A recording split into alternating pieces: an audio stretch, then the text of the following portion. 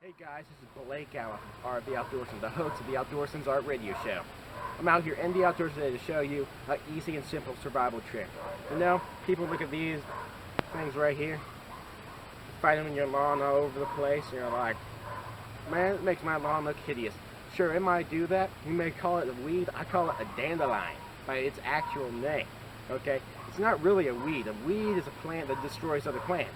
This just makes your lawn look a little messed up because it's invasive. It's a very invasive plant. So believe it or not, why do I like the dandelion so much? The dandelion is completely edible. If you like to taste the spinach, you're more likely going to like this yummy dandelion. Now if you see this one here, this is a fully grown dandelion. Sure, it's huge. It doesn't even have the flower on it because it fell off, but it is a fully grown one and is ready to be eaten. Now, the bigger they are, the more bitter they're going to taste. The younger they are, the more sweet they're going to taste. So if you like sweet taste, you're going to want one with a yellow flower. If you want a bitter taste, you don't want one with nothing on it. And so either or, believe it or not, you can eat anyway. You eat the entire thing from the flower to the root. The root you can eat as is, make sure you clean it off, or you can make coffee from it. The leaves you can make salad, put it on a sandwich, you can eat as it is, or you can actually make tea from that. And tea, dandelion tea, is actually super good. I make it all the time. And so if you do make tea, I would advise that you use the smaller leaves, the smaller dandelions, or else you're going to have some bitter tasting tea. Of course, you can add sugar or honey to the tea. And so the smaller it is, the sweeter it is, the bigger it is, the more bitter it is. And so that should be pretty easy to remember. And so the entire thing, in fact, you can use the flower to make tea from, but it doesn't taste as good as the leaf itself. So anyway, I'm going to show you how to properly pull out some dandelions and eat. You want the root. If you want to make coffee with the entire thing in a survival situation, you want as much as you can. There's more calories and more fat as you can. There's not too many calories in here, but I think it's like 25 calories per cup. So it's not that much, but for at least tea, a dandelion tea. But in a survival situation, you're going to do everything you can to get food. And so next time you consider mowing your lawn, why don't you think about, hey, got some food on the ground here, dandelions. Why don't you go pick them out, put them in your freezer, and save them for the day you might eat them. You could also can them. You can do whatever you want. Got some canned in my room. Got some down in the freezer.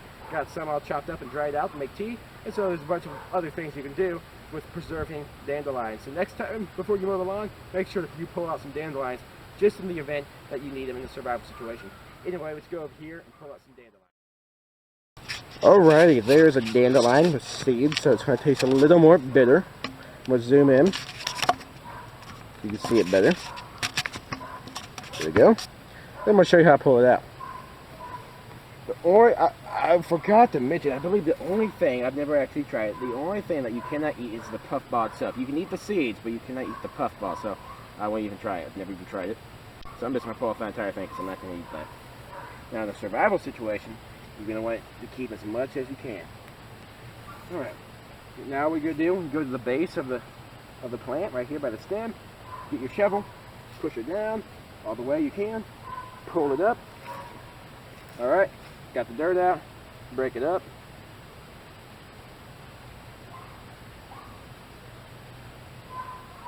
Get all the dirt off. Boom, got a lot more dirt, so you're going to have to wash that off. Make sure you wash the root real well. And there you go. You got the root, you got the leaves, you got the stem. In fact, I'm not going to eat the stem, so I want to take it off. But again, in a survival situation, you want as much as you can. And so there's another stem, there's two on there. I'm going to wash this off. And there I have some dandelions. Yay. So to make tea, you cut it up. You don't want the stem of the leaf, so all you want is the leafy part itself. Cut it up, take it out. Then you can do one of two things. You can just make tea as it is, or you can dry them out using your oven. But in a survival situation, electricity is probably going to be very of the essence, and so you just want to use it as is. But if you dry it out, it'll taste better. And so you can just put this in some hot water, and then put it in a tea ball, which I have one in my pocket. I got to show it to you already. Here it is.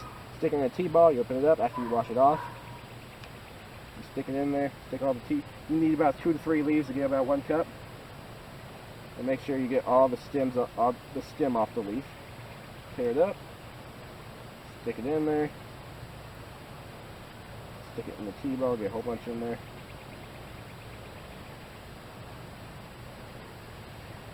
Later, close it up. There you go. You put it in some boiling water.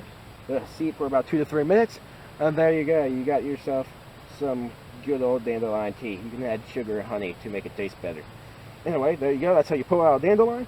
Make sure you go to the base, go all the way down as far as you can, pull up the dirt, break it up, get it out, and there you go. That's the easiest way and most effective way to get out dandelion. Again, I'm Blake Gower from Art of the Outdoorsman. I hope you learned from this video, and I hope you'll continue watching. Please subscribe to our channel, The Art of the Outdoorsman, and we'll stay tuned for the next episode. Thanks.